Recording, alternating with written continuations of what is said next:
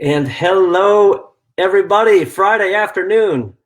My name's Roger Morgan. I'm the founder and CEO of Pawtree, and I'm here today with Brooke Sloat, Director of Product Development.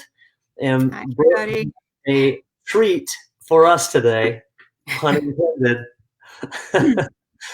I know this is a fun topic, and I hope that everybody who watches this and listens to Brooke for these few minutes today will leave empowered and really leave knowing something that can help them be a better pet parent with respect to the way we treat our pets. And I mean treat, not physically, but how we give them treats and what treats we give them and how we think about treats, because it is an amazing experience, as we all know, to give our pets a treat and that interaction that we get with them. It's so much fun. But there are some good things that we can learn. And so today we're going to do that. So let's get started, shall we, Brooke? Yes, we shall. Okay, so let's just get started with some basics, right? First of all, we all like treats, right, Roger? We all like our treats. I love my treats. I do very much. and and our pets love treats too, right?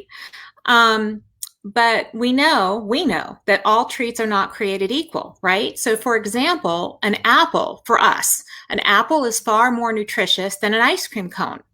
There's really no comparison between the two, right? An apple is a natural snack and it's rich in antioxidants. It contains good soluble fiber, whereas an ice cream cone is high in sugar and carbs. Both are delicious, right? But very, very different in nutrition. Okay, so getting that example out of the way, let's talk about Now treating you our got me hungry. I'm thinking of an ice cream cone. Wondering if the ice cream truck's going to drive by today. it might. I sent it your way. I, Okay, so let's talk about treating our pets. We like giving treats probably as much or more than our four-legged friends like getting them, right? Because treats are a way to teach our dogs and maybe even our cats to do tricks. They're used as a reward. They're a way for us to show our love. We love treating. It's great interaction. And pet parents give all kinds of treats to their pets, from crunchy biscuits to meaty treats to raw or cooked bones, even table scraps with lots of salt and fat that make them tasty. Yes, a lot of pet parents give those as well, right? And we feel good about giving our pets treats, and we should treat them, and we should treat them often. It's fun for both of us and helps strengthen that human animal bond that we hear about such, but we need to make sure that everything that we give our pets, everything that they consume, has some sort of nutritional value. So that means their food, and that means their supplements as well as their treats. But that doesn't mean that you need to give them things that taste bad. gotcha. So, I maybe I should have asked this first, but let me ask you a question. I know treats are a big deal. I know we see treats in pretty much every pet store. There are lots of different options for treats. I feel like most of us as pet parents give treats. We buy treats, we give treats to our pets. Can you give us some sense of how big of a deal is this? Are treats? Am I over exaggerating, or are treats pretty much relevant to every pet parent out there?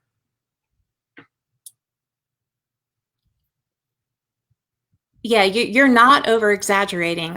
So I looked this up. There's an interesting statistic. Okay. 92% of dog parents and 86% of cat parents actually purchase treats for their pets. I mean, that's a lot of treating. That's more than I would have honestly thought. Okay. But what are they treating? Let's just use our canine friends for a moment here, for example. So there are many kinds of treats to buy for your dogs that are used for different, what I term treating occasions, okay? There are different forms, like biscuits or crunchy treats. There are meaty treats. There are soft and chewy treats, that are a little bit more pliable. There are bones, there are rawhide, there are jerkies, there are functional treats like dental sticks. I mean, there's even more than that, but there's just to give you some ideas, okay? Yeah.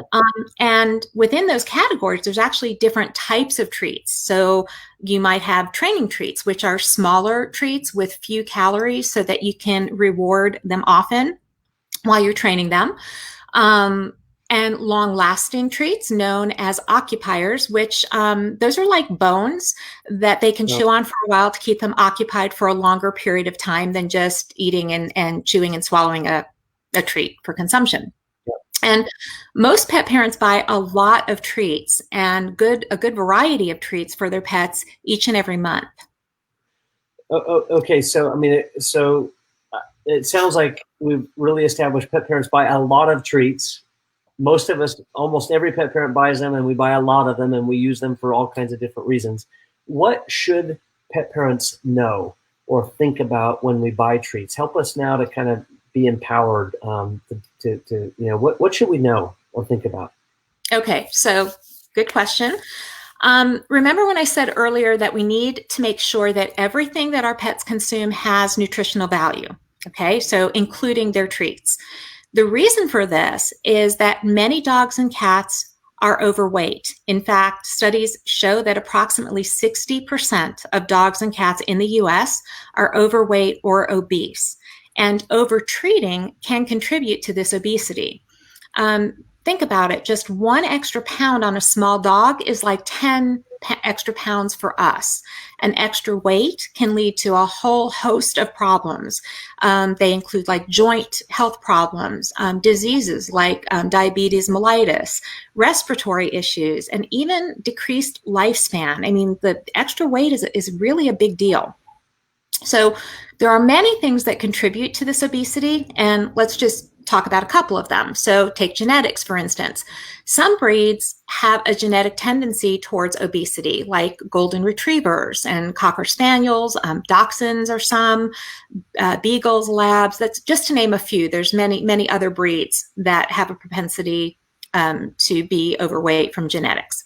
Okay. Another factor, children at home.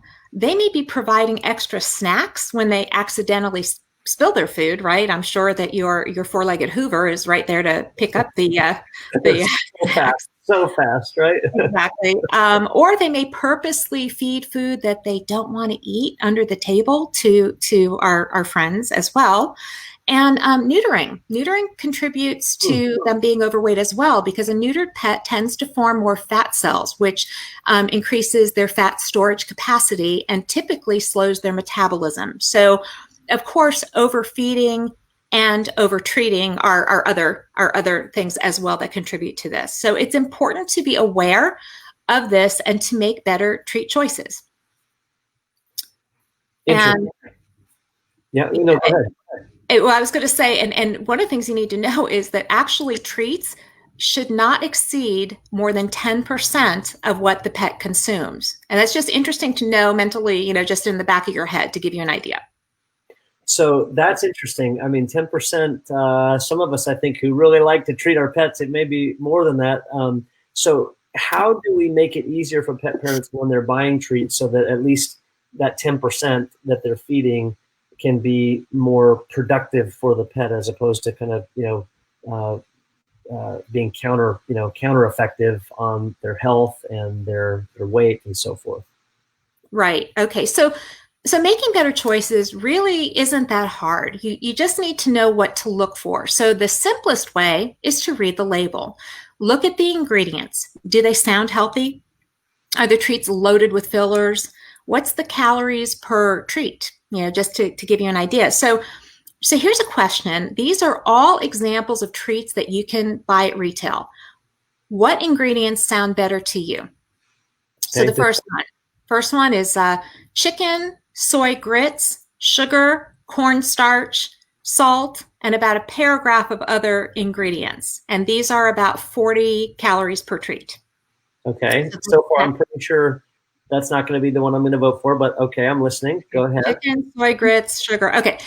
Next one, wheat flour, meat and bone meal, wheat bran, wheat germ, and again, another paragraph of ingredients at 125 calories per treat. Now, before you answer, my question is meat and bone meal. What type of meat is that? I mean, good point. Because if they're not saying chicken or beef or duck or something, then it could be anything. It really could be anything. And it's lunchtime, so I'm not going to gross anybody out. Okay. So that's also, another I picked up on what you said. You said 125 calories calorie per treat. calorie per treat. That sounds Mhm. like a big treat. Okay, all right. Okay, so are those my only two options, or do we get another? Are you guys I, tracking? I'm going to give you two more. And you made a comment and you said this sounds like a big treat, and it's really not. Wow. so that yeah. Okay. So here's another one. Beef, meat byproducts, again, not named, soy grits, sugar, salt, red 40, so that means that there's coloring in it, BHA that is used as a preservative, which was found years ago to be toxic to pets.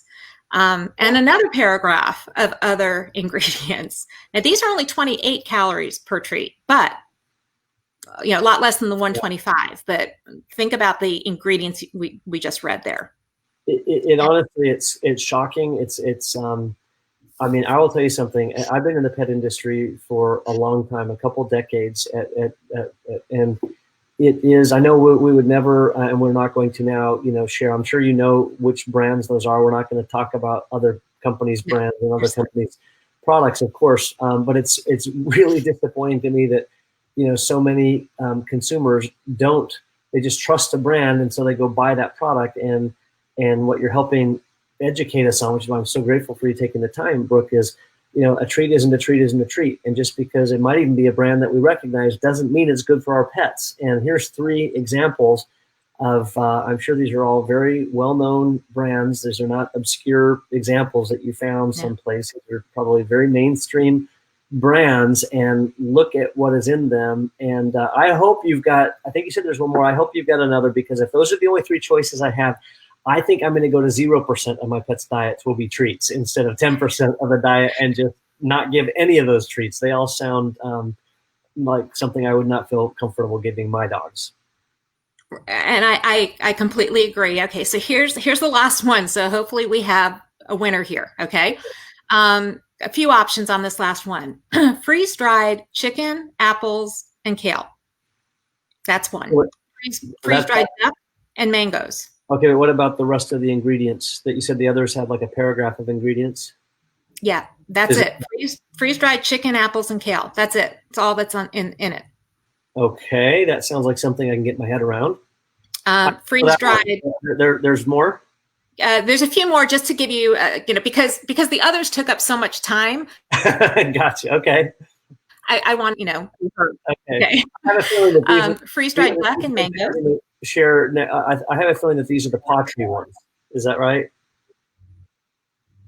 Could be. Okay. Well, yeah. All right, go ahead. So far, of course. And I'm just giving you three examples: freeze dried beef, sweet potatoes, peas, and carrots. So 4 ingredients. That's all that's in it, and all of these treats are about 7, possibly 8 calories per treat. Okay. So I'm going to make an assumption that most of the people who are listening to this would have chosen the last one because of the limited natural ingredients. Do you, I guess that's your choice too, Roger, because the other ones didn't sound a little scary. I mean, it's definitely my choice. I'm looking at some of the comments, and they're pretty, I've got this one, some of these other options that you mentioned, here's, bad for pets with allergies, not knowing what's in there. We've got a, no thank you on that treat coloring. We've got an I vote for paw treats. Debbie knew we were heading down the paw treats path. Let's see. How about this one? Leanne's got winner, chicken dinner, the paw treats. Exactly. So we have, here's Patricia. This is exactly, Patricia, how I feel as well. I love feeding my dog paw treats. I know exactly what, and I have 2 girl dogs, so I know exactly what they're getting, what she's getting. I totally agree with you. And it really does. It feels good as a pet parent to know that you're doing the right thing for your pet. I mean, honestly, I'm happy for my pets. I'm also happy for me, selfishly, because I feel like I can pat myself on the back. Good pet parent, giving your pets good things. I feel good about it. So All right, so you got lots of support here from, and then here's one last one from Lee, Brooke, and Lee says, my cats love the freeze-dried treats. Their fave is the duck and mango. So we've got lots Yeah. of agreement on your on this idea of better choices. Well, you know what's wonderful about these is that they're a great low calorie option and they're delicious. Okay, so our paw treats, the meaty varieties, right, are either freeze dried or dry roasted, and we use the highest quality meat sources and vegetables, fruits and vegetables available. And the meat sources that we use are chicken and turkey and duck and beef and salmon and whitefish. I mean, really good stuff, you guys. And our treats contain at least 85 to 95% meat and up to 15% complementary fruits and vegetables. And that's what's in them. Okay. The meaty treats, these meaty treats are all grain free. They contain no meals, no fillers, no corn, wheat, or soy, which contribute a lot to allergies. No artificial colors, none of that red, blue dye stuff. No artificial flavors, no artificial or no preservatives. They are just minimally processed meat blended with fruits and vegetables. And they're minimally processed, so all the nutritional goodness stays in those treats and your pets get all of that, okay? So as I said before, we have a few ingredients. So our freeze-dried chicken, apples, and kale treats contain literally just chicken, apples, and kale. And that's it, pure and simple. And all of our ingredients, I know that this is very concerning to people, and it should be. All of these ingredients are sourced and made in the US. Okay.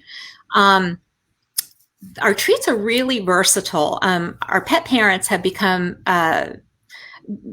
they use them in different ways. They're not just treats, right? Many pet parents will add some canned food to their dry food as a treat, right? So why not take one or two of the paw treats and just break them up into smaller pieces and use them as a topper instead of the canned food, okay, on your pet's food?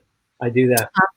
Yeah, no, excellent. And when training your dog, you can break them up into small pieces. So you can get like 3 to 5 little small treats out of one paw treat. So you're not packing on, I mean, it's only 7 calories, but you're not packing on the calories if you want them to stay umpteen times, right? And the same thing for your cat. If you can, train them that way or do little tricks with them that way, just use smaller pieces.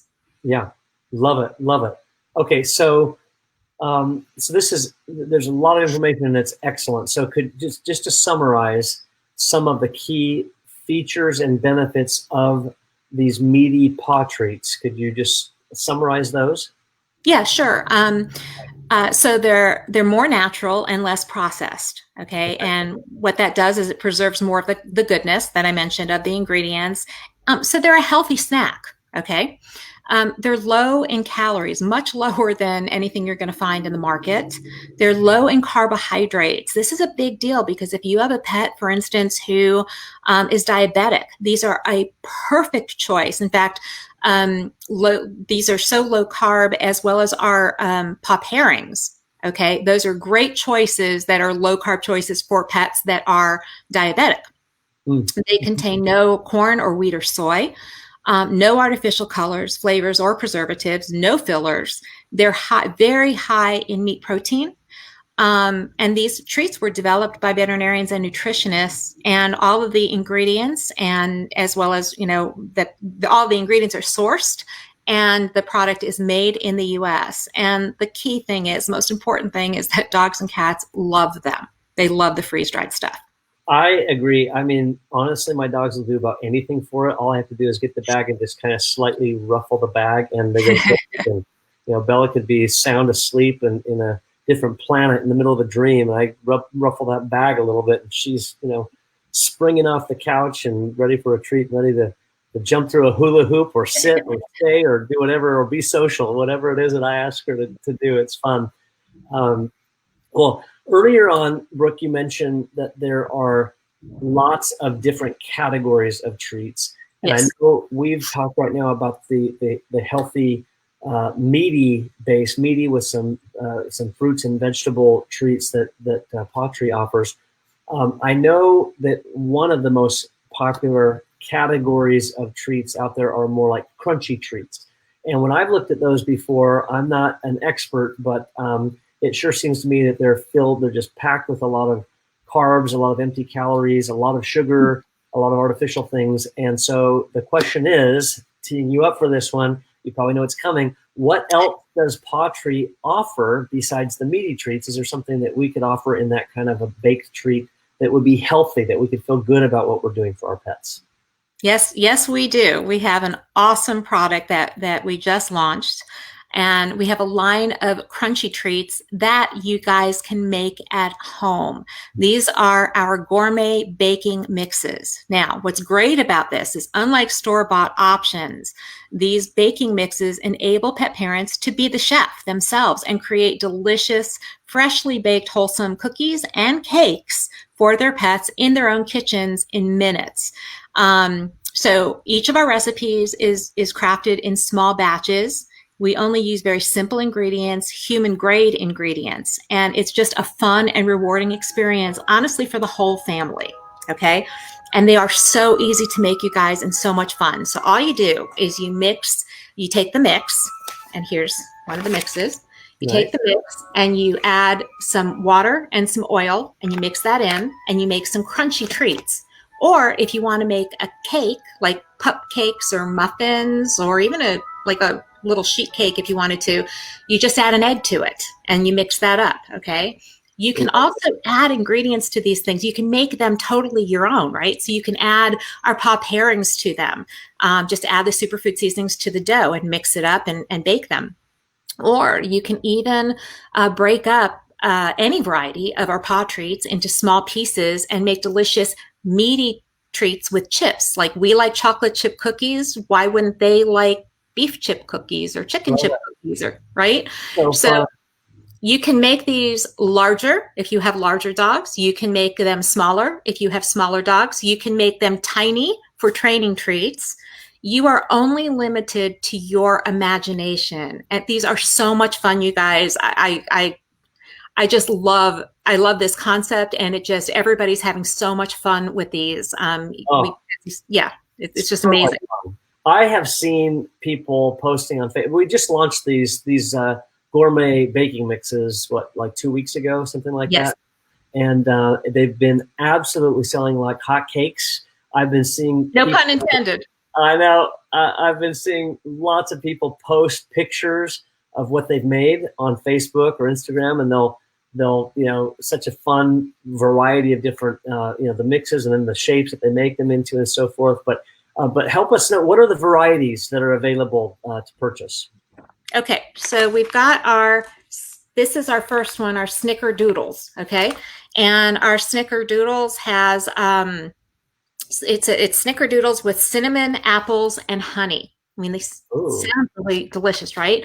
We have our PB&J with peanut butter, cranberries, and bananas. Our Gingerlicious Snaps with ginger, honey, and cinnamon.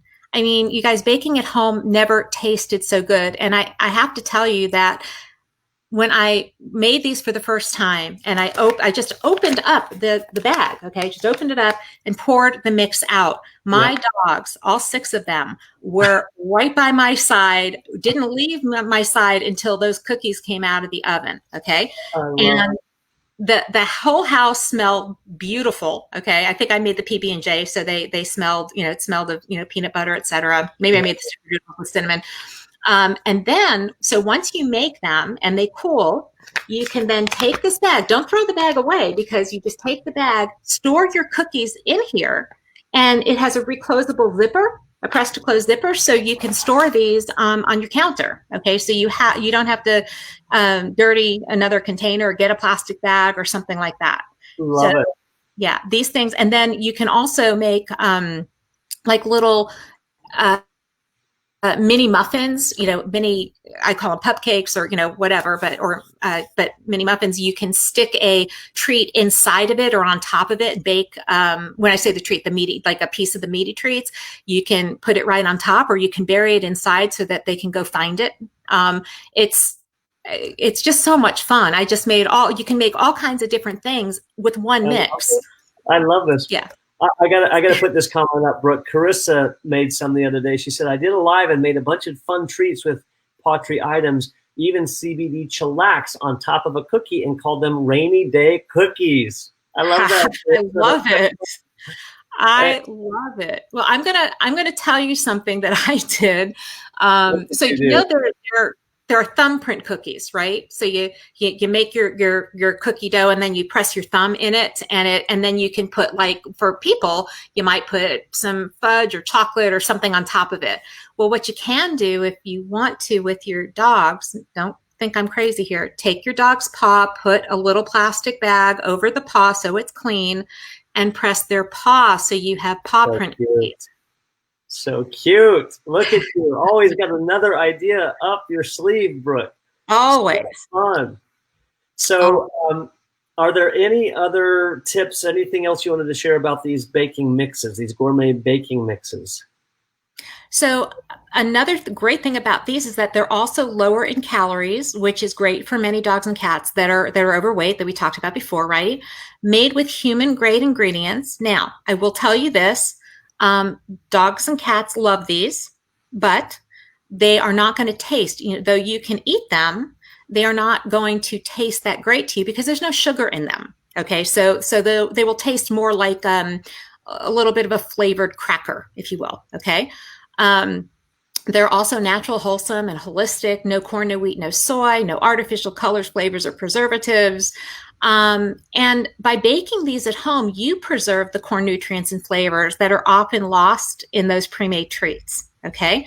Again, developed by veterinarians and nutritionists, made in the US, deliciously healthy, and your pets will love them and crave them. And the best part, you guys, is that they're baked by you. They're fresh from your oven to their tummies. How often can you give a warm treat to your pets? Have you ever been able to do that? I love it. And I know with Bella and Jojo, they were so excited when they came out of the oven. They somehow knew they were for them. I don't know how, actually, because I don't know how. We bake other things and they don't go crazy, but it was like, hey, this is for me and I'm ready for this. And they were very excited about that. Hey, Brooke, I wanted to point out one thing. I saw earlier some people asked when we were talking about the meaty treats, and when we were talking about such limited ingredients, chicken, apples, and kale, or duck and mango. I mean, such limited ingredients. And people said, wow, this is something I could eat. And the only thing I wanted to caution, unlike these baked, gourmet baking mixes that are human grade and they're baked, our meaty treats are raw meat. So it's freeze dried, but it's freeze dried raw meat. And so we really don't recommend people consuming the raw meat treats for obvious reasons. They're very limited ingredient. They're incredibly healthy for pets. Pets have a whole different digestive system than humans. And so they can handle the raw meat. They love the raw meat, and it's wonderful and nutritious for them. But that's just a little tip. I would caution against eating, the meaty treats. And I have tried the baking mix treats, the gourmet mixes. And Brooke, you're exactly right. When I ate it, it tasted kind of like a cracker. It wasn't sweet and what I would have thought like a snickerdoodle tastes like. They smell delicious. They taste delicious to the pets because pets aren't, they don't need all those sugars to stimulate their taste buds like I do. I'm trained that a cookie is going to be really sweet and, chocolate and other things in it. But both of my dogs absolutely loved our gourmet treats. Yeah, no, absolutely. And I saw another, and I think someone answered this, but how many treats does one bag make? And I just want to be clear because I've been seeing a lot of different things on Facebook. So we say about 3 dozen 1.5 inch by 1.5 inch cookies. Okay. But it also depends on how thick you make them and how big you make them, et cetera. So, it's just a guide, but that is what they will make if you make the little ones and you make them the way they are intended to be made. But have at them, do whatever you want to do, enjoy. That's the fun about these. I'm gonna make one big cookie and see what that looks like. Like cake, yeah, one big giant cookie with No, this is so fun, Brooke. It's such a great category. Treats have a special place in my heart as a human. I like treats. I mean, who doesn't like treats? And our pets are the same way. But you know what? The difference is, as humans, we decide if we want a junk food treat or a healthy treat. and with our pets, they depend on us their entire lives for the nutrition choices that we make for them. So it really is important to empower ourselves with this kind of knowledge. And now we know. And so if we want to keep giving junk treats and, you know, salty things and extra carbs and empty calories, you know what, we can, that's a choice. But at least this Lunch and Learn, you've helped empower us with knowledge so that we can make that choice with eyes wide open. And for those of us who do want to give a lower calorie, high, nutritional value content, meaty treat or a gourmet self-baked treat, we've got the options here with Paw Tree, and we can feel good about it. And we appreciate you taking the time to share all that with us, Brooke. Fantastic. This is one of my favorite topics. So I'm glad, and I hope everybody tries these, because once you make them and see the response from your pets, you're going to want to make a lot of them. And yeah, I mean, just enjoy, make whatever. You can make muffins and cookies at the same time. I mean, you can do whatever you want to do.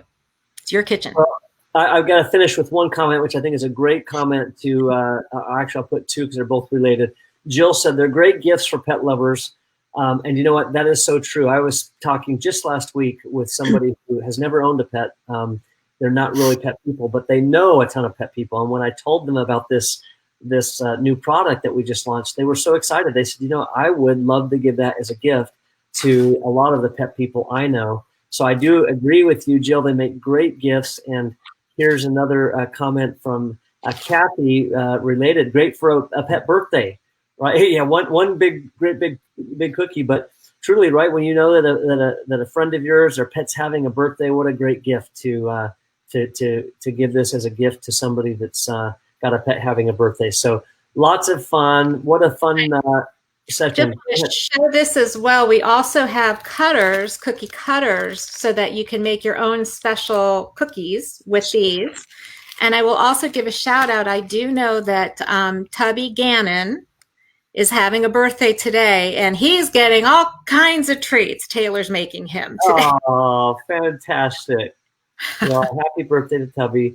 And thanks again, Brooke. What a great topic. I feel that we are all more empowered to make wise choices for our pets, and that makes us feel better as pet parents. It's nice to feel empowered. So thank you very much. My I hope pleasure. everybody has a wonderful weekend, and we'll be back next week. Brooke, are we on Instagram next week? We're back to Facebook. I believe it's Instagram next week, but we will, you'll definitely get notifications. It'll be one or the other, and these have been a lot of fun. We'll see you next week. Everybody have a great weekend. Bye-bye. Bye, everybody.